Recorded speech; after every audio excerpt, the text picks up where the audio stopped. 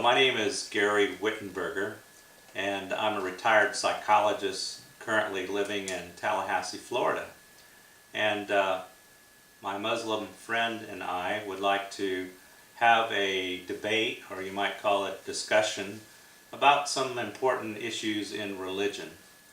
This is my Muslim friend, Furkan, and he's going to tell you a little bit about himself. Hello. Hello. My name is Furkan, and it has been a great pleasure for me to know Gary for almost 4 years, and I have doctoral degrees in education and economics, but my main interest perhaps is in spirituality and philosophy in addition to education economics. So, and that's why I truly enjoy discussing some enduring question with my friend. Furkan, would you like to state your full name for the viewers? Yeah, Furkan Eydener. Okay, very good. Why don't you tell our viewers a little bit about how we began talking about God? Okay. I think that's really how we began this debate itself is very interesting story. I remember we had some outreach activity to your church, Unitarian Universalist, and one day we came there and actually had a dinner, and we met you there, and I met you there, and then you mentioned about your weekly free thinkers meeting. So, and it was quite interesting to me. I wanted to participate in that one, and I came, and I think also I participated this meeting on a regular basis for almost 3 or 4 months. And during that time, I was asked to make a presentation on the evidence for the existence of God, because I think I was perhaps the only believer among that many agnostic and atheists. But it was really interesting experience. So I made a presentation, and I think it went very interesting. I received some feedback at that time, a reaction. But then I received a lengthy letter, I think 3 or 4 pages. And then on the letter it says that you attempted to email me, you were not successful, and that you found somehow my mail address and made it to me. So I was really surprised, when I got this letter and everything. And when I tried to respond to this letter, and we decided to really have a face-to-face meeting, and that's how it started. And we, for almost 4 years, we try to really meet, almost every weekend. Yes, I would say that for 3 years we met almost every weekend, and then after that, probably during the last year, we met less often, maybe once every 2 weeks or once every 3 weeks. Mm-hmm. But I think we've developed a pretty good friendship over that time period, even though we differ so strongly on issues of religion. We still have been able to talk about things in a respectful and civil manner.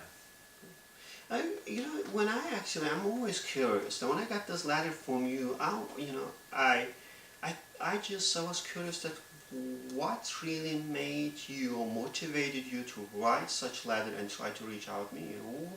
What you found in my presentation that you thought that you should actually communicate with me and explain your view to me? Well, I think one thing that impressed me about you was your sincerity. You seem to have a real desire to seek truth. And I have that same desire. I love truth, and I think that we're just fellow human beings in this life searching for truth on a daily basis.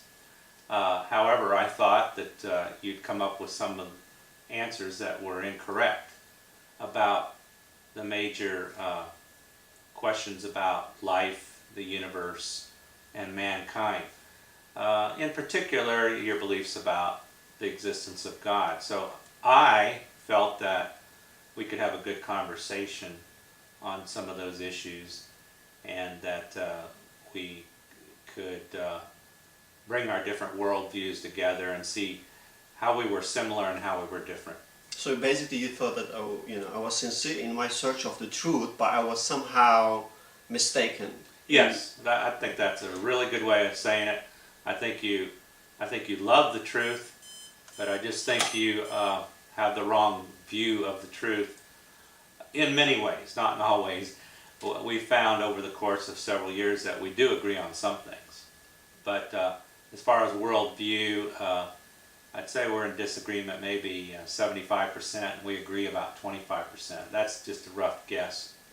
So one thing that I think maybe our audience are curious about as well, when you really reflect on this 4 years of discussion and debate, what do you think that we or you have gained from this debate?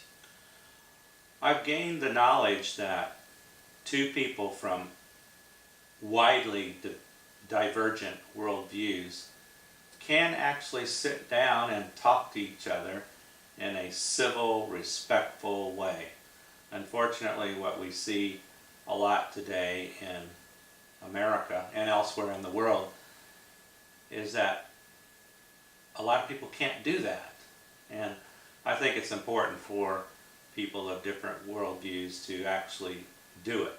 Christians, Muslims, humanists, Buddhists, Hindus, whatever, people of different worldviews need to sit down, talk, find out where they agree and disagree and why. Were you really scared to meet with a Muslim or a potential terrorist? Not particularly. I suppose in the beginning I had a little bit of hesitation, a little bit of tension, but after a couple of months of meeting with you, I felt pretty comfortable with our interactions. So you don't feel in any way that you are being, in danger by meeting with me, right? I don't think so. I hope not, but I don't think that that's the case.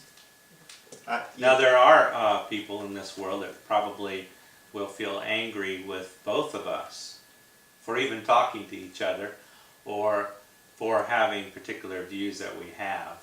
And I guess that's a risk that both you and I take, that there might be people who don't like what you say, and there'll be people that don't like what I say. But we both decided that this is worth the risk, that it's important to get our views out there and show that people can talk about things without blowing up in anger. Can we actually say that this, meetings and debates, ultimately establish bridges between us and make us to be a friend? I think so. So, and we can, in this case, have an atheist and a believer actually come together, sit together, and have a friendly discussion, right? Absolutely. So even though we might disagree on certain issue, but we'll always understand and respect our differences, and we see that we can come together and friendly discuss the issues. I think that's one of our objectives, to demonstrate that civil, congenial discussion and debate is possible from people with widely divergent views. I personally, I will say, I reaped a lot of fruits from these debates, and I have published 3 books, and actually I am working on the 4th one. So that itself has been a great, I will say, accomplishments. So, and I personally think that our weekly meeting is one of the most intellectually pleasant experience that I have. So, and I hope that those who are interested in those subjects, when they listen us, watch us, they will have a similar experience. I agree, and our conversations have stimulated me to write articles which have been published in various magazines, Skeptic, Skeptical Inquirer, and the American Atheist, among others.